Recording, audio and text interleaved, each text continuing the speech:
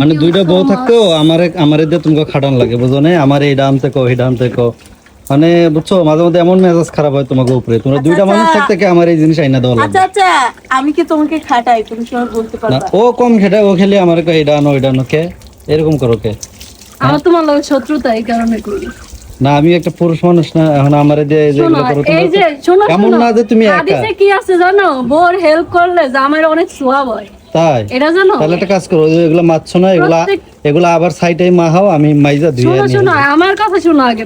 প্রত্যেকটা পুরুষের কর্তব্য তার বউয়ের সাথে যখন অবসর টাইম থাকবো তখন তার বউয়ের সাথে কাজ করা।